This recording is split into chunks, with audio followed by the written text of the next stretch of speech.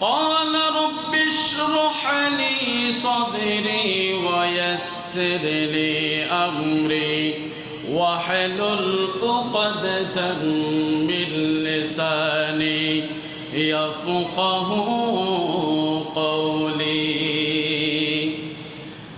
হযরত মুসা কালিমুল্লাহ আলাইহিস সালাম মহান রব্বুল আলামিনের দরবারে ফরিয়াদ করে বলেছিলেন, হে আল্লাহ, রব্বি ইশরাহ লি সাদরি, আমার সিনাকে প্রশস্ত করে দাও, ওয়া ইয়াসসির লি আমরি, তোমার দ্বীনের কাজ করার জন্য সমস্ত কাজকে আমার জন্য সহজ করে দাও, ওয়াহলুল উকদাতাম মিন লিসানি ইয়াফকাহু কওলি। মুসা আলাইহিস সালামের জবানের জড়তা ছিল, জবানের জড়তা দূর করার জন্য আল্লাহ তাআলা দরবারে ফরিয়াদ করে বলেন, ওয়াহলুল উকদাতাম মিন লিসানি, আল্লাহ তাআলা আমার জবানের জড়তাকে দূর করে দাও, ইয়াফকাহু কওলি, যেন তোমার বান্দারা আমি মুসার কথা বুঝতে পারে। সুবহানাল্লাহ।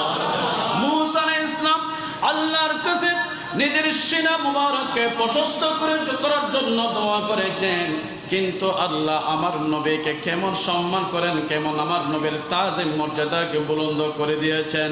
আল্লাহ বলেন, আলাম নাশরাহ লাকা সাদরাক, হাবিব আমি আল্লাহকে আপনি নবীর সিনা মুবারককে প্রশস্ত করে দেই নাই। সুবহানাল্লাহ। কি নবী চেয়েছেন নাকি আল্লাহ করে দিয়েছেন?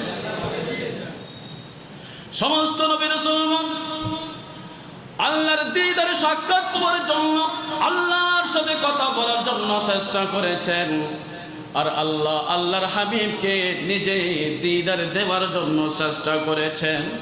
দুনিয়ার সকল সৃষ্টি আল্লাহ তাআলার সন্তুষ্টি হাসিল করার জন্য চেষ্টা করেন, আর আল্লাহ রব্বুল আলামিন সব সময় আল্লাহর হাবিবের মনকে সন্তুষ্ট করার জন্য চেষ্টা করেন। সুবহানাল্লাহ।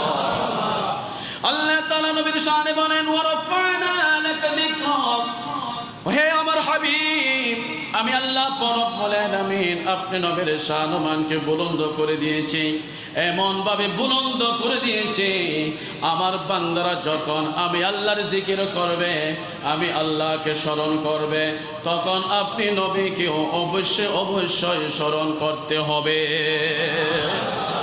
ইযা যুকিরতু মা'i, হাদিস কুদসি আল্লাহ তাআলা বলেন, হাবিব যখন আমার বান্দারা আমি আল্লাহর জিকির করবে, সাথে সাথে আপনি নবীর জিকির করবে, এভাবে আমি আল্লাহ আপনি নবীর নাম মুবারককে আমি আল্লাহর নামের সাথে সংযুক্ত করে দিয়েছি।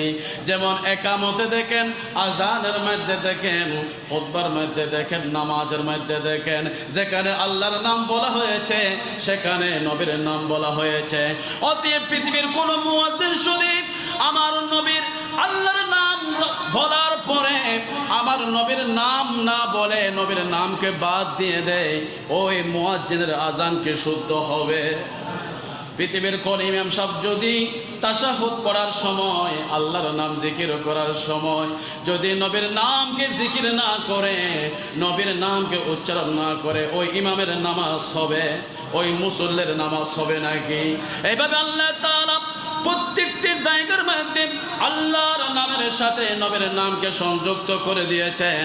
অর্থাৎ আল্লাহ তাআলা আল্লাহর নবীর শানমানকে সম্মান মর্যাদাকে এভাবে বুলন্দ করে দিয়েছেন, এত বেশি সম্মান মর্যাদা দান করেছেন যা অন্য কোন নবী রাসূলদেরকে দেওয়া হয় নাই। সুবহানাল্লাহ। মুহতারাম মুহাজিরিন, নবীর জিকির, নবীরকে স্মরণ করা, নবীর জিকির করা, এটা একটা নবীর উল্লেখযোগ্য সম্মান মর্যাদা। রব্বুল আলামিন নবীকে দুনিয়াতে আসার আগে অসংখ্য সম্মান মর্যাদা দান করেছেন, এই পৃথিবীর জমির অসংখ্য সম্মান মর্যাদা দান করেছেন।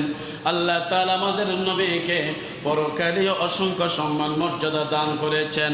তোর মধ্যে একটি নবীর সম্মান মর্যাদা হচ্ছে আল্লাহ নবীর জিকিরকে বুলন্দ করে দিয়েছেন। সুবহানাল্লাহ।